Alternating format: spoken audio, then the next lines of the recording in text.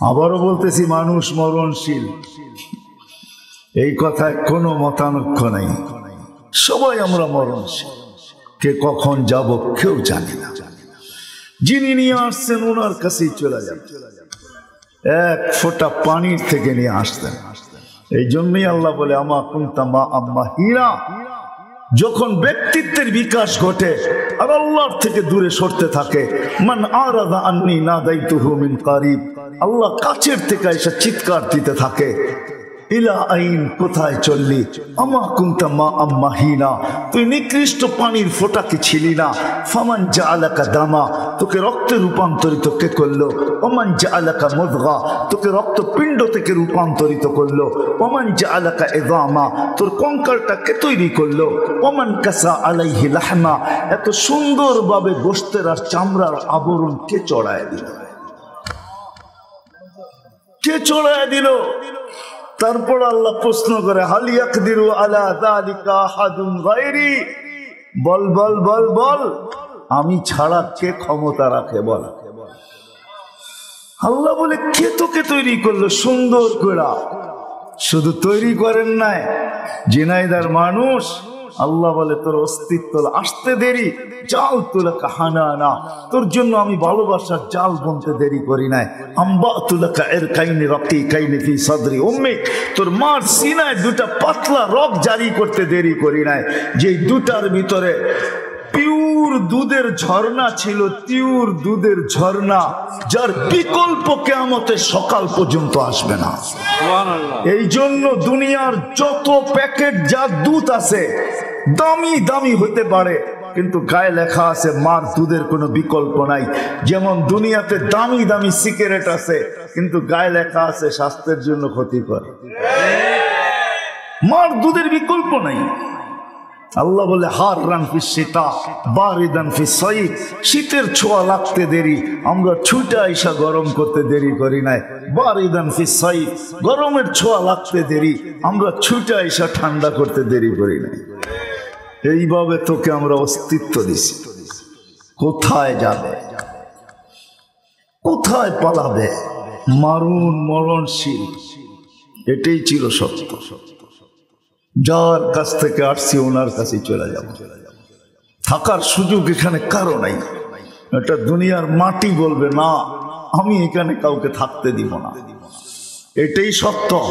আমাদের বাড়ির আঙ্গিনার কবরগুলো এটাই বলে, প্রতিদিন কানের ভাষা এলানগুলো এটাই বলে, প্রতিদিন সারা দুনিয়ার রিপোর্ট এটাই বলে। 4 লক্ষ লোক, 3 থেকে 4 লক্ষ লোক ডেলি ওঠে।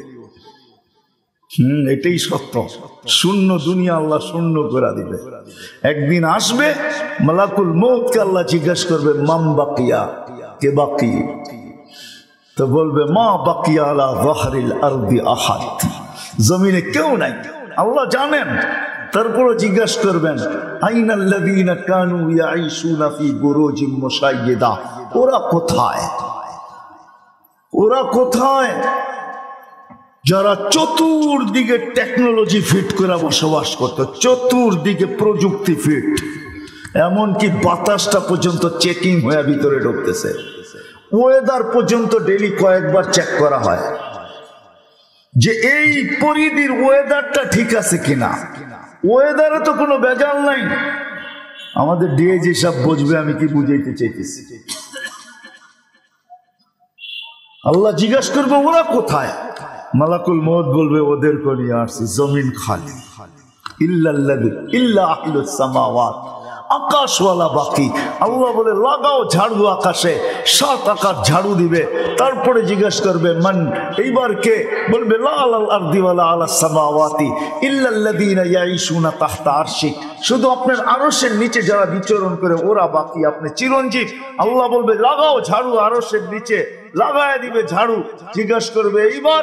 তো মালাকুল মউত বলবে, লা আলাল আরদি ওয়ালা আলাস সামাওয়াতি ওয়ালা তাহতা আরশিক ইল্লা 12, শুধু 12 জন বাকি, আপনি চিরঞ্জীব। আল্লাহ বলবে, নাম নাও। তো নাম বলবে, সামানিয়াতু মিন হামিলাতি আরশিক, আপনার আরশ বহনকারী 8 জন, আর আমরা 4 জন চিফ অফ স্টাফ, জিবরিল, মিকাইল, ইসরাফিল, মালাকুল মউত। আল্লাহ বলবে, প্রথম বলবে 3 জনের মউত হোক, জিবরিল, মিকাইল, ইসরাফিল, তিনজনের মৌত হবে। তারপরে জিজ্ঞাসা করবে এইবার, বলবে 9 জন, 8 জন আরশ বহনকারী আর আমি। আল্লাহ বলবে 8 জনের মৃত্যু হোক। তারপরে জিজ্ঞাসা করবে এইবার, তো চিৎকার দিয়া বলবে আনা ও আনতাল হাইয়ুল লাযী লা তামুত, আমি আর আপনি চিরঞ্জীব। আল্লাহ বলবে ফাতামুত আনতা, এবার তোমার পালা, মরো। লিয়ান্নি কাতাবতুল মাউতা আলা মান তাহতা আরশি, দেখো আমার আরশের নিচে সাইনবোর্ড আছে, আরশের নিচে যে আছে তাকে মরতে হবে। আল্লাযী হাইলা ইয়ামুত ফাহুয়া ফাওকা আরশি, যে চিরঞ্জীব সে আমার আরশের উপরে বিরাজমান, অর্থাৎ আল্লাহ। সায়ুলকি আলাইহি সাকারাতাল মাউত, জিনাইদার মানুষ, আল্লাহ তার উপরে মৃত্যুর যাতনা ঢালবেন। একটা চিৎকার দিবে আর জমিনে পড়বে আর বলবে লাউ আলিমতু সাকরাতাল মাউত মা কাবাসতু আরওয়াহাল মুমিনিন, মৃত্যুর এত যাতনা আগে জানা থাকলে কোনো মুমিন মুসলমানের রূহ আমি এত কষ্ট দিয়ে নিয়ে আসতাম না। থাকার সুযোগ এখানে কারো নাই, একজনের ছিল, একজনের। চিনেন কি চিনেন না জানি না, যিনি মুহাম্মাদুর,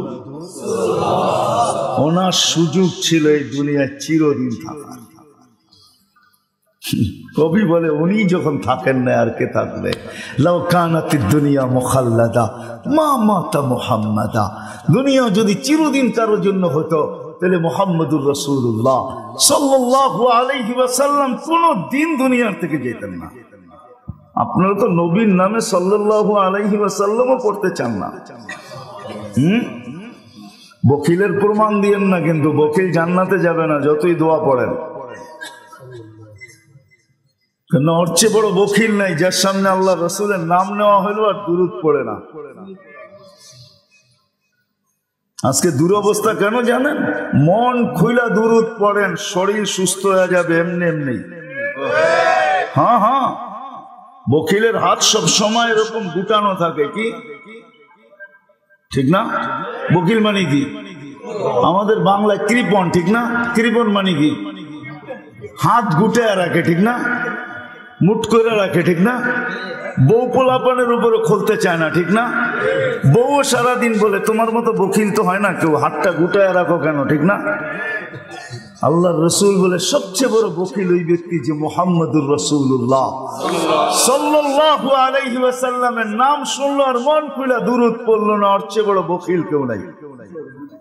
বুঝা গেল আমাদের শরীর গুটানো। এই জন্যই তো চেয়ারে বসে নামাজ পড়তে হয়, এই জন্যই তো অল্প বয়সে বুড়া হয়ে যায়। সারাদিন মন গড়া দুরূদ পড়েন, দেখবেন যে চাঙ্গা। আপনি চাঙ্গা বোঝেন? বিলকুল ফিট হয়ে যাবেন, শরীরের সবকিছু খুলে যাবে, জড়তা দূর হয়ে যাবে। আল্লাহর রাসূলের উপর আরেকটা দলিল দিতেছি। হ্যাঁ, মসজিদে ঢোকার সময় কি দোয়া পড়েন? অর্থ কি? আল্লাহ আপনার রহমতের দরজা খোলেন, ঠিক না? খুললে কি করবেন আপনি? দিল খুলা কি করবেন? নিতে তো হইব, ঠিক না? পাইতে তো হবে, ঠিক না? খুললো দরজা, তাতে কি? এই গ্রামেরও বহুত মানুষ দরজা খুলে ঘুমায়, দেখি চোর ঢুকে কিনা, ঠিক না? হ্যাঁ, কি বলেন? এক সময় তো ছিল, এখন নাই। আগে আমাদের ছোটবেলা দেখছি, আমিও তো দক্ষিণ অঞ্চলের ছেলেই, আমার বাড়ি বেশি দূরে না এখান থেকে, বরিশাল।